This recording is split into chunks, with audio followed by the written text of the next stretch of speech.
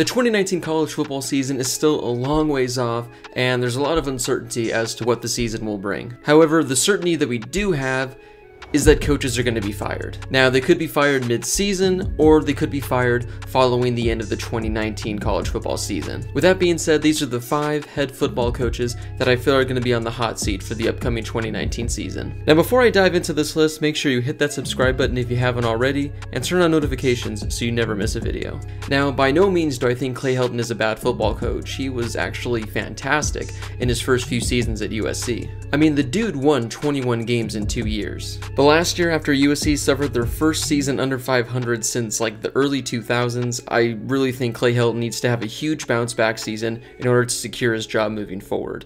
The Trojans finished last season 5-7, and to top things off, they finished with the 3rd overall recruiting class in the Pac-12. Now, if you're finishing 3rd in your recruiting class in your conference, that's never really that much of a bad sign, but for USC, there's no reason they shouldn't be number 1 or number 2 every year. Now, Clay Helton did try to improve the offense in the offseason by hiring Cliff Kingsbury to be the team's new offensive coordinator. Last year, the Trojans finished 84th nationally in total offense, and Kingsbury looked like he'd be the right guy for the job, but unfortunately, he left for the head coaching vacancy for the Arizona Cardinals just weeks later. Now, instead, Graham Harrell, who spent the past 3 seasons as the offensive coordinator and quarterbacks coach in North Texas, will take over the job. So hopefully that'll be enough to improve the offense. Now, like I said, I think Helton is a really good coach, but if USC finishes with anything less than 7 wins this upcoming season, I think he's gone. Now, just years ago, Willie Taggart was one of the hottest names in college football amongst all available head coaches. Now, at Florida State, he's on thin ice. Yeah, Willie Taggart's first season at Florida State did not go that well, as the Seminoles finished 5-7, missing out on a bowl game for the first time since the 80s. Only one of their 7 losses came by fewer than 19 points, so they were getting blown out. Taggart continued to receive criticism after the season was over, as Florida State failed to sign a high school quarterback for the 2nd consecutive recruiting cycle. With the dismissal of last season's starter DeAndre Francois, Junior James Blackman is currently the only scholarship quarterback who is eligible to play in 2019.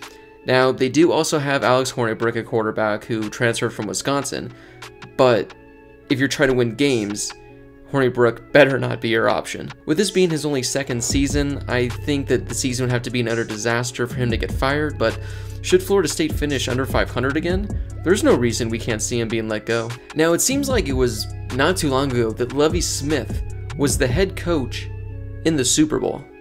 Now, he's the head coach of one of the worst teams in college football. Now, Lovie Smith is halfway through that 6-year, $21 million contract he signed with Illinois back in 2016. However, the Fighting Illini are doing anything but fighting, as they're just 9-27 in Smith's 3 years at the helm. Now, that record does include a 4-23 mark against Big Ten competition. Now, I will give Lovie some credit. Illinois did just have one of their better recruiting classes in recent years, so he's definitely doing a lot of things to improve the program and try to get it going in the right direction. But if Illinois is unable to get into their first bowl game since 2014 next year, or at least prove that they're more competitive in Big Ten play, there's an excellent chance that Lovie Smith does not get a 5th season. Now, I talked about Illinois being one of the worst coaching jobs in college football. I don't think there's anything worse than Rutgers, and Chris Ash has learned that the hard way. The Scarlet Knights have compiled just a 7-29 record in his first 3 seasons at the helm, including a 1-11 record last season. Rutgers went 0-9 in the Big Ten last season, matching its record from his first season back in 2016. Now, being in the Big Ten is tough, but come on, no wins? You're telling me you can't squeak one out, or just 2 in that conference? Now, there are absolutely no expectations for Rutgers, which actually works out in Ash's favor. Maybe winning 3 games in 2019 will save his job? Now, however, if Rutgers has another 1-win season, I'm thinking they'll say enough is enough and look for someone who can maybe get them 2 wins instead. Now, people actually think UConn should be sent to the FCS. Like, no, seriously, go Google it. People actually think UConn should be FCS instead of FBS. A lot of that is due to their historically bad season last year under Randy Edsall. The Huskies won just 1 game and, are you ready for this? Allowed over 50 points a game. Ooh. Whoever UConn played, I really hope you bet the over. Randy Edsall spent 12 seasons as the head coach at Connecticut from 1999 to 2010. He won at least 6 games in 8 of those 12 years, and he helped the Huskies reach their only ever BCS bowl game in his final season before he left for Maryland. Now, UConn just went to 1 bowl game between 2011 and to when Edsall was rehired as the team's coach in 2017.